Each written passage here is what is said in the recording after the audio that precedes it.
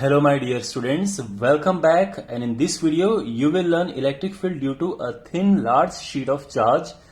ये Gauss law की एक और एप्लीकेशन है। गॉस लॉ में टोटल 4 एप्लीकेशन इन जनरल, तो उसमें से एक ये है।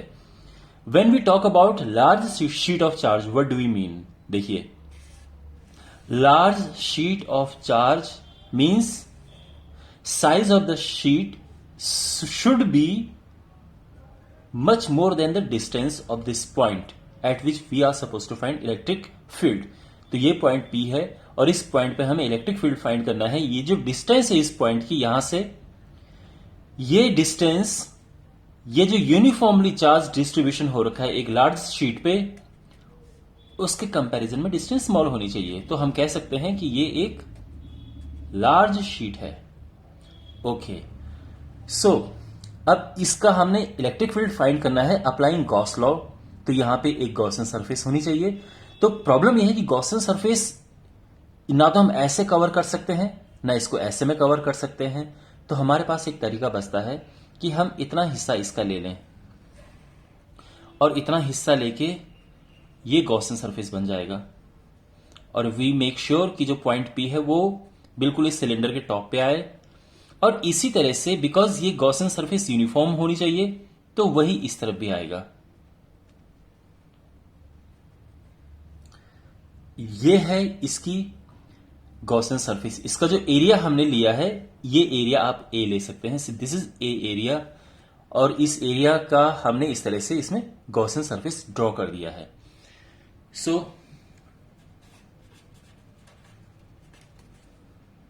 अब गॉसियन सरफेस जो हम ऑलरेडी ड्रॉ कर चुके हैं,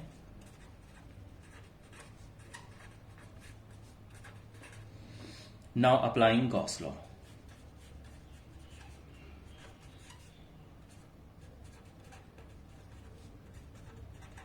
now the thing is that how many surfaces do we have here. यहां पे हमारे पास एक सरफेस ये है, एक सरफेस ये है और एक सरफेस ये है। We have 3 surfaces in total. तो यहां पे गॉस लॉ अप्लाई करते हैं। So that is E dot dA। I am sure you are familiar with this formula. Charge enclosed upon epsilon naught. Because we have 3 different surfaces, तो इसमें 3 अलग अलग चीजें आएंगी। E यानी पहली सरफेस के लिए E dA, then we have second surface, and we have third surface, and total is charge enclosed again epsilon naught। यहां पे देखिए जो फर्स्ट सरफेस है, now pay attention my dear, in the first surface electric field is away and so is area vector. तो जो area vector की direction और electric field दोनों ही अवे जा रहे हैं। जब सरफेस 2 की बात करेंगे हम, तो या चलो पहले सरफेस 1 की बात करते हैं। यहां पे लिख देते हैं E dA cos 0 degree. In surface 2 we have electric field again in this direction, because ये पॉजिटिव शीट है तो अवे होगा, बट इस डायरेक्शन में इसका एरिया वेक्टर होगा and you can see it is 90 degree. So E dA cos 90 degree. Now let's talk about the third one. यहां पे भी जो इलेक्ट्रिक फील्ड की डायरेक्शन है that is in this direction, क्योंकि electric field is away from the sheet. तो electric field बिल्कुल ऐसे अवे होगा और एरिया वेक्टर भी बिल्कुल इसी डायरेक्शन में है। Again here angle is 0 degree.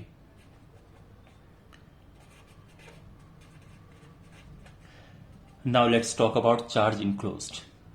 ये कितना चार्ज इनक्लोज कर रहा है, दिस इज इंपॉर्टेंट। ओके, तो यहां पे जो हम टर्म यूज कर रहे हैं that is charge density into area. अगर इसका पूरा एरिया A है, charge density, surface charge density is sigma, तो चार्ज की जगह पे ये आ जाएगा अपॉन एप्सिलॉन नॉट। अभी तक सब स्मूथ चल रहा है। Okay, because you can write here since sigma which is surface charge density is charge upon area, तो क्रॉस मल्टीप्लाई अगर आप करेंगे इसे, so you are gonna get this.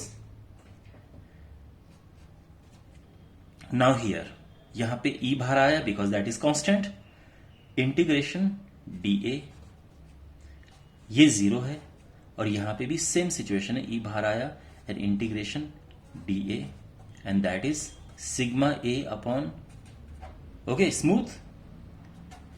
Integration of dA means इसका पूरा एरिया, देखो ये छोटा एरिया dA, इसका इंटीग्रेशन मीन्स पूरा एरिया, और वो a है बिकॉज यहां पे भी हमने a लिया था, ये पूरा एरिया। सो इसका पूरा एरिया हो गया a एंड ये भी a है, is equal to sigma A upon epsilon naught. Okay, now see you notice here is equal to sigma A upon epsilon naught, A से A cancel and eventually finally it is sigma upon epsilon naught, 2 epsilon naught. Okay, now a few things which you need to keep in mind that ये जो electric field है ये distance पे independent है, यहां से इसकी कितने डिस्टेंस है बिल्कुल इस पे इंडिपेंडेंट है। इसका क्या मतलब है? इसका मतलब ये है कि चाहे आप यहां पे निकालो या यहां पे या यहां पे या यहां पे, इलेक्ट्रिक फील्ड सेम रहता है। तो इसका रीजन ये है कि जब भी हमारे पास एक लार्ज शीट ऑफ चार्ज होता है, इलेक्ट्रिक फील्ड उसमें हमेशा ऐसा मिलता है, बेसिकली यूनिफॉर्म इलेक्ट्रिक फील्ड होता है। यही इलेक्ट्रिक फील्ड इससे क्रिएट हो रहा है। अब चाहे यहां पे देखो, चाहे यहां पे देखो, चाहे यहां पे देखो, at every point electric field की स्ट्रेंथ सेम है, डायरेक्शन सेम है। तो large sheet of charge use होता है एक यूनिफॉर्म इलेक्ट्रिक फील्ड क्रिएट करने के लिए। ओके, तो यू कैन क्लियरली सी कि अगर मान लो कि आपको ग्राफ भी ड्रॉ करना पड़े that you are moving away from the sheet, तो यहां पे इलेक्ट्रिक फील्ड मान लो कि बिल्कुल शीट के पास में अगर इलेक्ट्रिक फील्ड ई है तो आप आगे जाओगे तो भी इलेक्ट्रिक फील्ड सेम रहेगा। तो इन जनरल ज्यादा दूर नहीं जाना आपने, क्योंकि ये जो डिस्टेंस है बहुत छोटी होनी चाहिए as compare to the size of sheet, but ये है एकदम कांस्टेंट हमें इलेक्ट्रिक फील्ड मिलता है। Alright, so keep this thing in mind. I hope ये आपको अच्छा लगा होगा। Subscribe to this channel and share this video with your friends and I will see in the next video. Take care.